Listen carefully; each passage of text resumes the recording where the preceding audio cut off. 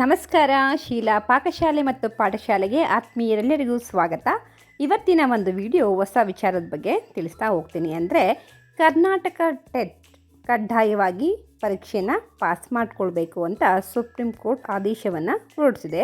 ಖಾಸಗಿ ಶಾಲೆಯಲ್ಲಿ ಹಾಗೂ ಸರ್ಕಾರಿ ಶಾಲೆಗಳಲ್ಲಿ ಕಾರ್ಯವನ್ನು ನಿರ್ವಹಿಸ್ತಿರುವಂತಹ ಅತಿಥಿ ಶಿಕ್ಷಕರಿರ್ಬೋದು ಅಥವಾ ಕಾಯಂ ಶಿಕ್ಷಕರಿರ್ಬೋದು, ಅವರು ಕಡ್ಡಾಯವಾಗಿ 2028 ಒಳಗಾಗಿ ನೀವು ಕಡ್ಡಾಯವಾಗಿ ಪರೀಕ್ಷೆಯನ್ನು ಪಾಸ್ ಮಾಡಿಕೊಳ್ಬೇಕು ಅಂತ ಆದೇಶವನ್ನು ಹೊರಡಿಸಿದೆ. ಹಾಗಾಗಿ ಯಾರ್ಯಾರು ಟಿ ಪರೀಕ್ಷೆಯನ್ನು ಬರೀತಾ ಇದ್ದೀರಾ ಅವರಿಗೆ ಅನುಕೂಲ ಆಗಲಿ ಅಂತ ಈ ವಿಡಿಯೋವನ್ನು ಮಾಡ್ತಾಯಿದ್ದೀನಿ. ಸಮಾಜ ವಿಜ್ಞಾನದ ಮೇಲೆ ಒಟ್ಟು 60 ಪ್ರಶ್ನೆಗಳಿಗೆ ಉತ್ತರವನ್ನು ನಾವು ಬರೀಬೇಕಾಗತ್ತೆ. ಇತಿಹಾಸ, ಪೌರನೀತಿ ಹಾಗೆ ಭೂಗೋಳಶಾಸ್ತ್ರದ ಮೇಲೆ ಪ್ರಶ್ನೆಗಳನ್ನು ಅವರು MCQ ಆಪ್ಷನಲ್ಲಿ ರೆಡಿ ಮಾಡಿರ್ತಾರೆ. ಹಾಗಾಗಿ ಹೆಚ್ಚು ಪರಿಶ್ರಮವನ್ನು ಪರೀಕ್ಷೆಗೆ ಹಾಕಬೇಕಾಗತ್ತೆ. ಹಾಕಿದರೆ ಉತ್ತಮವಾದಂತಹ ಅಂಕಗಳನ್ನು ತೆಗಿಬೋದು. 150 ಅಂಕಗಳಿಗೆ ಈ ಪರೀಕ್ಷೆ ನಡೆಯುತ್ತೆ. ಅದರಲ್ಲಿ ನಾವು 90 ಅಂಕಗಳನ್ನು ತೆಗೆದ್ರೆ ಎಲಿಜಿಬಿಲಿಟಿ ಸಿಗುತ್ತೆ. ಹಾಗಾದರೆ ಸಮಯವನ್ನು ವ್ಯರ್ಥ ಮಾಡೋದು ಬೇಡ. ಈಗ 30 ಪ್ರಶ್ನೆಗಳನ್ನು ನೋಡ್ತಾ ಹೋಗೋಣ. ಅದಕ್ಕೆ ಉತ್ತರಗಳನ್ನು ಸಹ ನಾನು ಇಲ್ಲಿ ಹೇಳುವಂತಹ ಒಂದು ಪ್ರಯತ್ನವನ್ನು ಮಾಡಿದ್ದೀನಿ. ಆದಷ್ಟು ಪೂರ್ತಿ ವಿಡಿಯೋವನ್ನು ನೋಡಿ. ಖಂಡಿತ ಈ ವಿಡಿಯೋ ನಿಮಗೆ ಉಪಯೋಗಕ್ಕೆ ಬರುತ್ತೆ. ಮತ್ತಷ್ಟು ಹೊಸ ಒಂದು ಕ್ವಶನ್ಗಳನ್ನು ನಾನು ಫ್ರೇಮ್ ಮಾಡಿ ಟೆಕ್ಸ್ಟ್ ಬುಕ್ಕಿಂದ ಹುಡುಕಿ ಅದಕ್ಕೆ ಉತ್ತರಗಳನ್ನು ಕೊಡ್ತೀನಿ. ಟೆಟ್ ಪರೀಕ್ಷೆಯನ್ನು ಬರೆಯೋರು ಇದರ ಸದುಪಯೋಗವನ್ನು ಪಡಿಸ್ಕೊಳ್ಳಿ. ಕರ್ನಾಟಕ ಸರ್ಕಾರ ನಡೆಸುವಂತಹ ಶಿಕ್ಷಕರ ಅರ್ಹತಾ ಪರೀಕ್ಷೆ ಪ್ರತಿ ವರ್ಷ 2 ಬಾರಿ ನಡೆಯುತ್ತೆ. ಅದರಲ್ಲಿ ಉತ್ತೀರ್ಣ ಆದಂಥವರು ಪರೀಕ್ಷೆಯನ್ನು ಬರೆಯುವಂತಹ ಅವಶ್ಯಕತೆ ಇಲ್ಲ. ಯಾರು ಈಗ ಪರೀಕ್ಷೆಯನ್ನು ತಗೊಂಡಿರ್ತೀರ ಅವರು ಕಡ್ಡಾಯವಾಗಿ ಇನ್ನೂ 2 ವರ್ಷದ ಒಳಗಾಗಿ ಪರೀಕ್ಷೆನ ಪಾಸ್ ಮಾಡಿಕೊಳ್ಬೇಕು ಅಂತ ಆದೇಶವನ್ನು ಕೊಟ್ಟಿದೆ. ಹಾಗಾಗಿ ಈ ವಿಡಿಯೋವನ್ನು ಮಾಡಿರುವಂಥದ್ದು. ಈಗ ಪ್ರಶ್ನೆಗಳನ್ನು ನೋಡೋಣ. ಪ್ರಶ್ನೆ ಸಂಖ್ಯೆ 1, ಭಾರತದ ಸಂವಿಧಾನ ಯಾವಾಗ ಜಾರಿಗೆ ಬಂದಿತ್ತು ಅಂತ ಪ್ರಶ್ನೆ. ಉತ್ತರ: ಭಾರತ ಸಂವಿಧಾನವು 1950ರ ಜನವರಿ 26ರಂದು ಜಾರಿಗೆ ಬರುತ್ತೆ. ಈ ದಿನವನ್ನು ಗಣರಾಜ್ಯೋತ್ಸವ ದಿನವೆಂದು ಆಚರಿಸಲಾಗುತ್ತದೆ. ಸ್ವತಂತ್ರ ಬಂದ ನಂತರ ಸಂವಿಧಾನ ರಚನೆ ಆಗುತ್ತೆ. ಅದು 1950ರ ಜನವರಿ 26ರಂದು. ಪ್ರತಿ ವರ್ಷ ಜನವರಿ 26ರಂದು ನಾವು ಗಣತಂತ್ರ ದಿವಸವನ್ನು ಆಚರಣೆಯನ್ನು ಮಾಡ್ತೀವಿ. ಪ್ರಶ್ನೆ 2, ಭಾರತದ ಸಂವಿಧಾನದ ಕರಡು ಸಮಿತಿಯ ಅಧ್ಯಕ್ಷರು ಯಾರು ಅಂತ ಪ್ರಶ್ನೆಯನ್ನು ಕೇಳಿದ್ದಾರೆ. ಉತ್ತರ: BR ಅಂಬೇಡ್ಕರ್ ಅವರು ಸಂವಿಧಾನದ ಕರಡು ಸಮಿತಿಯ ಅಧ್ಯಕ್ಷರಾಗ್ತಾರೆ. ಹಾಗೆ ಇವರನ್ನು ಸಂವಿಧಾನದ ಶಿಲ್ಪಿ ಎಂದು ಸಹ ಕರೆಯಲಾಗುತ್ತದೆ. ಯಾರನ್ನು ಸಂವಿಧಾನದ ಶಿಲ್ಪಿ ಅಂತ ಕರೀತಾರೆ ಅಂತ ಇನ್ನೊಂದು ಪ್ರಶ್ನೆಯನ್ನು ಅವರು ಫ್ರೇಮ್ ಮಾಡಿದ್ರೆ ಅದಕ್ಕೆ ಉತ್ತರ ಡಾಕ್ಟರ್ BR ಅಂಬೇಡ್ಕರ್ ಅಂತ ಹೇಳಬೇಕಾಗತ್ತೆ. ಆಯಿತಾ? ಪ್ರಶ್ನೆ 3, ಭಾರತದ ರಾಷ್ಟ್ರೀಯ ಚಿಹ್ನೆ ಯಾವುದು ಅಂತ ಪ್ರಶ್ನೆ. ಅದಕ್ಕೆ ಸರಿಯಾದಂತಹ ಉತ್ತರ ಸಾರನಾಥದಲ್ಲಿ ಇರುವಂತಹ ಅಶೋಕ ಸ್ತಂಭ ಭಾರತದ ರಾಷ್ಟ್ರೀಯ ಚಿಹ್ನೆಯಾಗಿದೆ. ಇದರ ಕೆಳಗೆ ಸತ್ಯಮೇವ ಜಯತೆ ಎಂಬ ವಾಕ್ಯವಿದೆ. ಅಂದರೆ ಸತ್ಯಕ್ಕೆ ಜಯ ಇರುತ್ತೆ ಅನ್ನೋದು ಈ ಒಂದು ವಾಕ್ಯದ ಅರ್ಥ ಆಗಿದೆ. ಈಗ ಪ್ರಶ್ನೆ 4ಕ್ಕೆ ಹೋಗೋಣ. ಪಂಚಾಯತ್ ರಾಜ್ ವ್ಯವಸ್ಥೆಯಲ್ಲಿ ಎಷ್ಟು ಹಂತಗಳಿವೆ ಅನ್ನೋದು. ಉತ್ತರ: ಪಂಚಾಯತ್ ರಾಜ್ ವ್ಯವಸ್ಥೆಯು 3 ಹಂತಗಳನ್ನು ಹೊಂದಿದೆ. ಅದರಲ್ಲಿ ಗ್ರಾಮ ಪಂಚಾಯತ್, ತಾಲೂಕು ಪಂಚಾಯತ್ ಮತ್ತು ಜಿಲ್ಲಾ ಪಂಚಾಯತ್ ಅಂತ ಹೇಳ್ತೀವಿ. ಜಿಲ್ಲಾ ಪಂಚಾಯಿತಿ ಅಂತಲೂ ಸಹ ಹೇಳ್ತೀವಿ. ಮೊದಲು ಗ್ರಾಮ ಹಳ್ಳಿ ಪಂಚಾಯಿತಿ ಬರುತ್ತೆ, ನಂತರ ತಾಲೂಕಿನ ಪಂಚಾಯಿತಿ, ನಂತರ ಬರುವಂಥದ್ದೇ ಜಿಲ್ಲಾ ಪಂಚಾಯತ್ ಅಂತ ಹೇಳ್ತೀವಿ. ಒಟ್ಟು 3 ಹಂತಗಳನ್ನು ನಾವು ಇಲ್ಲಿ ನೋಡ್ತೀವಿ.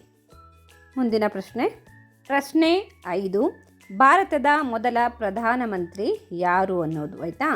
ಸ್ವತಂತ್ರ ಬಂದ ನಂತರ ದೇಶದಲ್ಲಿ ಆಡಳಿತವನ್ನು ರಚನೆಯನ್ನು ಮಾಡ್ತಾರೆ. ಆ ಸಂದರ್ಭದಲ್ಲಿ ಮೊದಲ ಪ್ರಧಾನಮಂತ್ರಿಯಾಗಿದ್ದಂಥವರು ಜವಾಹರ್ಲಾಲ್ ನೆಹರು ಅವರನ್ನು ಪ್ರಧಾನಮಂತ್ರಿಯನ್ನಾಗಿ ನೇಮಕ ಮಾಡ್ತಾರೆ. ಅರ್ಥ ಆಯ್ತಾ? ಮುಂದಿನ ಪ್ರಶ್ನೆಗೆ ಹೋಗೋಣ. ಪ್ರಶ್ನೆ ಸಂಖ್ಯೆ 6, ಕರ್ನಾಟಕದ ರಾಜಧಾನಿ ಯಾವುದು? ಉತ್ತರ: ಬೆಂಗಳೂರು ಕರ್ನಾಟಕ ರಾಜ್ಯದ ರಾಜಧಾನಿಯಾಗಿದೆ. ಇದನ್ನು ಭಾರತದ ಸಿಲಿಕಾನ್ ಸಿಟಿ ಎಂದು ಕರೆಯುತ್ತಾರೆ.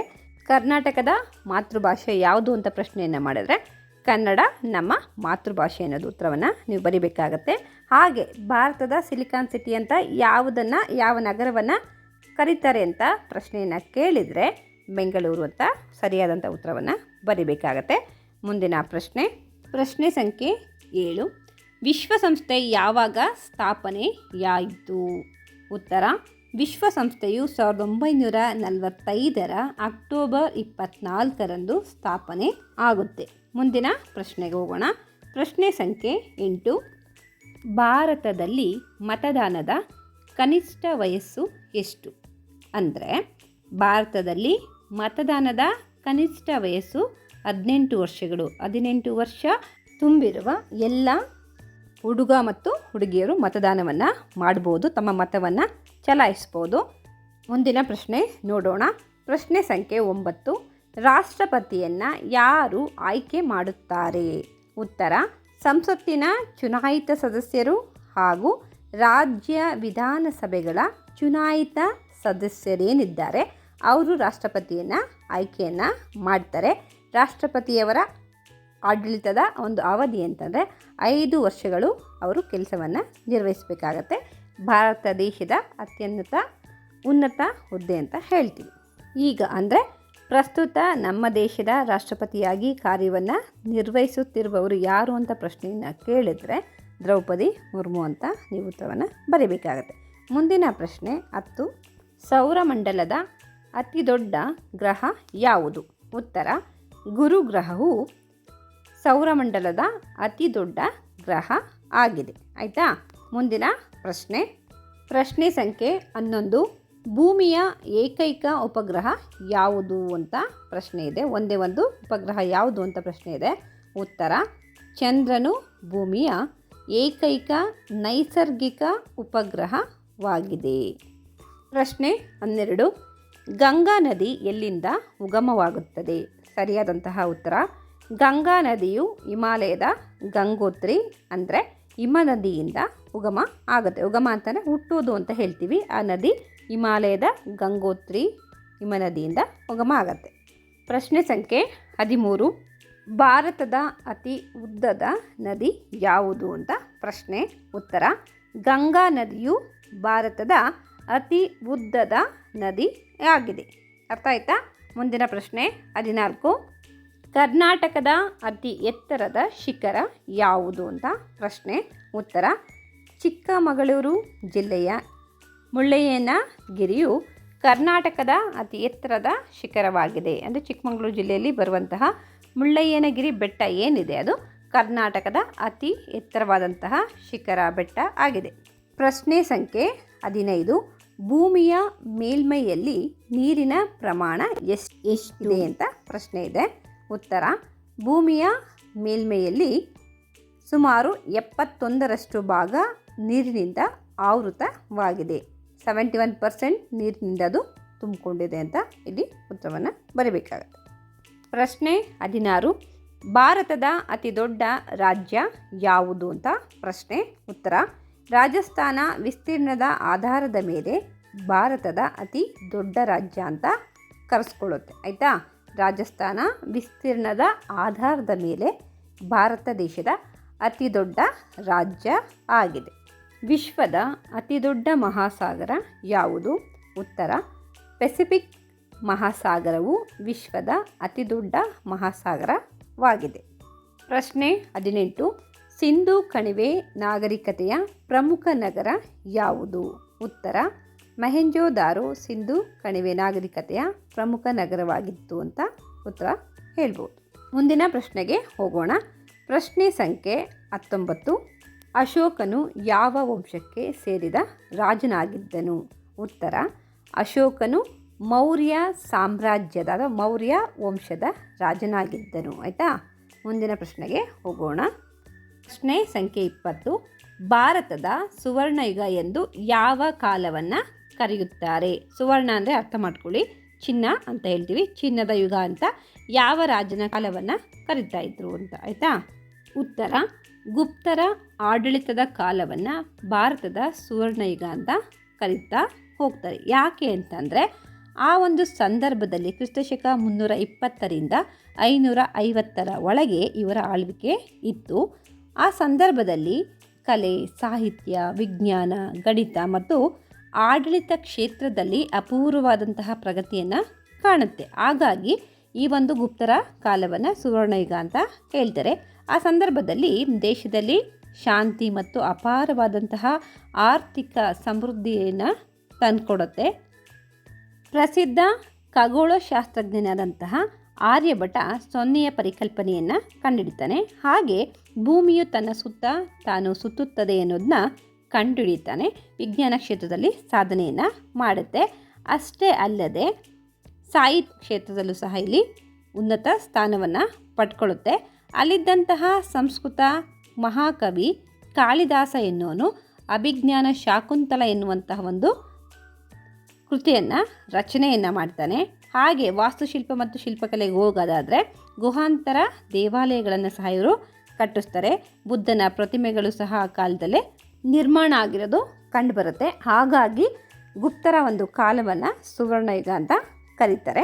ಮುಂದಿನ ಪ್ರಶ್ನೆಗೆ ಹೋಗೋಣ.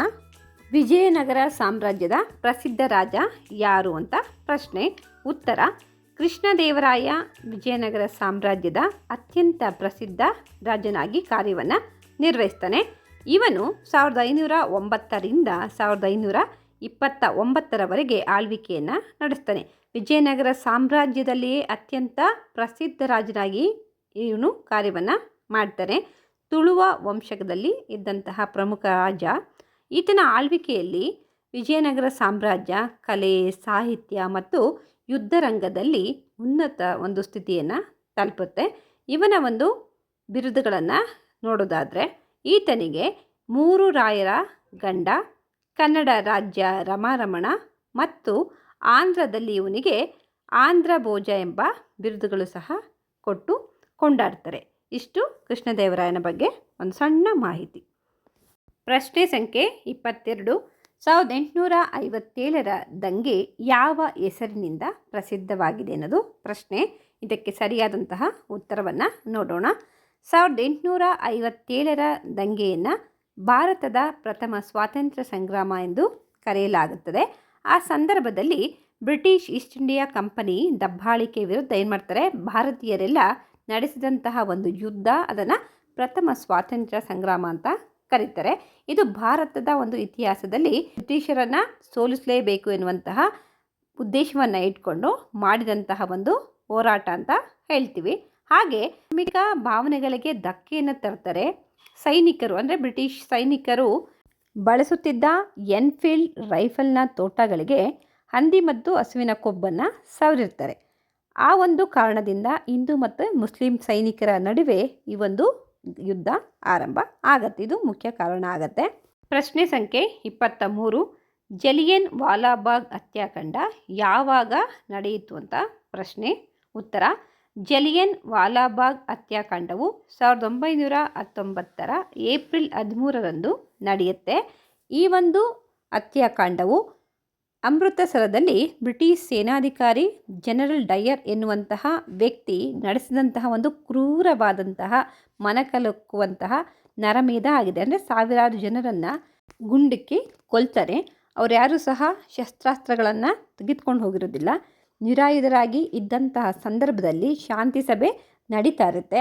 ಅಂತಹ ಸಂದರ್ಭದಲ್ಲಿ ಪಂಜಾಬಿನ ಅಮೃತಸರದಲ್ಲಿ ಬ್ರಿಟಿಷ್ ಸೇನಾಧಿಕಾರಿ ಜನರಲ್ ಡಯರ್ ಅನ್ನೋನು ಇವರನ್ನೆಲ್ಲ ಕೊಂದಾಕ್ತಾನೆ. ಒಂದು ದುರಂತ ಘಟನೆ ಅಂತ ಹೇಳ್ಬೋದು. ಮುಂದಿನ ಪ್ರಶ್ನೆ 24. ಭಾರತ ಬಿಟ್ಟು ತೊಲಗಿ ಅಥವಾ ಭಾರತವನ್ನು ಬಿಡಿ ಎಂಬ ಚಳುವಳಿ ಯಾವಾಗ ಆರಂಭವಾಯಿತು? ಉತ್ತರ: ಭಾರತ ಬಿಟ್ಟು ತೊಲಗಿ ಎನ್ನುವಂತಹ ಚಳುವಳಿಯು 1942ರ ಆಗಸ್ಟ್ 8ರಂದು ಆರಂಭವಾಯಿತು. ಬ್ರಿಟಿಷರೇ ಭಾರತ ಬಿಟ್ಟು ತೊಲಗಿ ಎನ್ನುವಂತಹ ಚಳುವಳಿ. ಪ್ರಶ್ನೆ 25. ದಂಡಿ ಯಾತ್ರೆಯನ್ನು ಯಾರು ನಡೆಸಿದರು? ಉತ್ತರ: ಮಹಾತ್ಮ ಗಾಂಧೀಜಿ ಅವರು 1936ರಲ್ಲಿ ದಂಡಿ ಯಾತ್ರೆಯನ್ನು ನಡೆಸಿದರು. ಬ್ರಿಟಿಷರು ಏನು ಮಾಡಿದರು ಅಂತಂದರೆ ಭಾರತ ಅಥವಾ ಭಾರತೀಯರ ಮೇಲೆ ಉಪ್ಪಿನ ತೆರಿಗೆಯನ್ನು ಬಲವಂತವಾಗಿ ಸಂಗ್ರಹ ಮಾಡ್ತಿರ್ತಾರೆ. ಇದನ್ನು ಖಂಡಿಸಿದಂತಹ ಭಾರತೀಯರೆಲ್ಲ ಒಟ್ಟಾಗಿ ಗಾಂಧೀಜಿಯವರ ನೇತೃತ್ವದಲ್ಲಿ ಈ ಒಂದು ಚಳುವಳಿಯನ್ನು ಮಾಡ್ತಾರೆ. ಗುಜರಾತಿನ ಸಬರಮತಿ ಆಶ್ರಮದಿಂದ ಏನಾಗುತ್ತೆ, ಈ ಒಂದು ಉಪ್ಪಿನ ಸತ್ಯಾಗ್ರಹ ಆರಂಭ ಆಗುತ್ತೆ. ಪ್ರಶ್ನೆ 26, ಭಾರತಕ್ಕೆ ಸ್ವಾತಂತ್ರ್ಯ ಯಾವಾಗ ದೊರೆಯಿತು? ತುಂಬ ಪ್ರಮುಖವಾದಂತಹ ಪ್ರಶ್ನೆ, ಹಾಗೆ ಭಾರತೀಯರಿಗೆ ಸಂತಸ ಕೊಡುವಂತಹ ಒಂದು ಪ್ರಶ್ನೆ. ಉತ್ತರ: ಭಾರತವು 1947ರ ಆಗಸ್ಟ್ 15ರಂದು ಮಧ್ಯರಾತ್ರಿ ನಮ್ಮ ದೇಶಕ್ಕೆ ಸ್ವಾತಂತ್ರ್ಯ ಬರುತ್ತೆ. ಬ್ರಿಟಿಷರಿಂದ ಮುಕ್ತಿಯನ್ನು ಪಡೆದಂತಹ ಒಂದು ದಿನ. ಈ ದಿನವನ್ನು ಭಾರತೀಯರೆಲ್ಲರೂ ಒಟ್ಟಾಗಿ ಸೇರಿ ತ್ರಿವರ್ಣ ಧ್ವಜವನ್ನು ಆರಿಸುವುದರ ಮೂಲಕ ಸಂಭ್ರಮದಿಂದ ಸ್ವಾತಂತ್ರ್ಯ ದಿನಾಚರಣೆಯನ್ನು ಆಚರಣೆಯನ್ನು ಮಾಡ್ತೀವಿ. ಪ್ರಶ್ನೆ 27, ಭಾರತದ ಮೊದಲ ಮಹಿಳಾ ಪ್ರಧಾನಮಂತ್ರಿ ಯಾರು? ಉತ್ತರ: ಸ್ವಾತಂತ್ರ್ಯ ಬಂದ ನಂತರ ಮೊದಲ ಮಹಿಳಾ ಪ್ರಧಾನಮಂತ್ರಿಯಾಗಿ ಕಾರ್ಯವನ್ನು ನಿರ್ವಹಿಸಿದವರು ಇಂದಿರಾ ಗಾಂಧಿಯವರು. ಪ್ರಶ್ನೆ 28, ಮೂಲಭೂತ ಹಕ್ಕುಗಳ ಸಂಖ್ಯೆ ಎಷ್ಟು? ಉತ್ತರ: ಭಾರತೀಯ ಒಂದು ಸಂವಿಧಾನದಲ್ಲಿ ಪ್ರಸ್ತುತ 6 ಮೂಲಭೂತ ಹಕ್ಕುಗಳಿವೆ. ಅದು ಯಾವುದ್ಯಾವುದು ಅಂತ ಮುಂದಿನ ಒಂದು ವಿಡಿಯೋ ಮಾಡುವಾಗ ನಿಮಗೆ ತಿಳಿಸ್ತಾ ಹೋಗ್ತೀನಿ. ಪ್ರಶ್ನೆ 29, ಭಾರತದ ರಾಷ್ಟ್ರೀಯ ಗೀತೆ ಯಾವುದು? ಉತ್ತರ: ಜನಗಣ ಮನ ಭಾರತದ ರಾಷ್ಟ್ರೀಯ ಗೀತೆಯಾಗಿದೆ.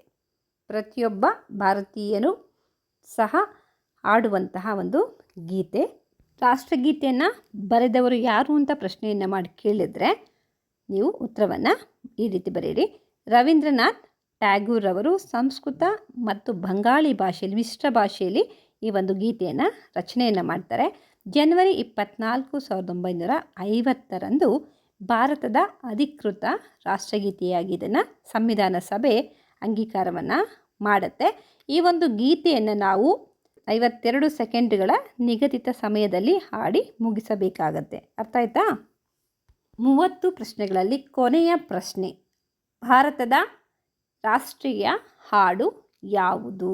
ಉತ್ತರ: ವಂದೇ ಮಾತರಂ ಎನ್ನುವುದು ಭಾರತದ ರಾಷ್ಟ್ರೀಯ ಹಾಡು ಆಗಿದೆ. ಇದನ್ನು ಬರೆದಂಥವರು ಬಂಕಿಮ ಚಂದ್ರ ಚಟರ್ಜಿಯವರು ಬಂಗಾಳಿ ಭಾಷೆಯಲ್ಲಿ ಇದನ್ನು ರಚನೆಯನ್ನು ಮಾಡ್ತಾರೆ. ಈ ಒಂದು ಮಾಹಿತಿ ನಿಮಗೆ ಇಷ್ಟವಾದರೆ ಲೈಕ್ ಮಾಡಿ, ಶೇರ್ ಮಾಡಿ, ಕಮೆಂಟನ್ನು ಮಾಡಿ. ಹಾಗೆ ಹೊಸ ಒಂದು ವಿಡಿಯೋ ನೋಟಿಫಿಕೇಷನ್ಗೋಸ್ಕರ ಬೆಲ್ಲೈಕನ್ನು ಪ್ರೆಸ್ ಮಾಡಿ. ಆದಷ್ಟು ನಿಮ್ಮ ಸ್ನೇಹಿತರಿಗೆ ಶೇರ್ ಮಾಡಿ. ಪೂರ್ತಿ ವಿಡಿಯೋವನ್ನು ನೋಡಿದರೆ ಸಂಪೂರ್ಣವಾದಂತಹ ಮಾಹಿತಿ ನಿಮಗೆ ಸಿಕ್ಕತ್ತೆ, ಪರೀಕ್ಷೆಗೆ ಅನುಕೂಲ ಆಗುತ್ತೆ. ನಿಮ್ಮ ಸ್ನೇಹಿತರಿಗೂ ಸಹ ವಿಡಿಯೋವನ್ನು ಶೇರ್ ಮಾಡಿ. Thank you for watching.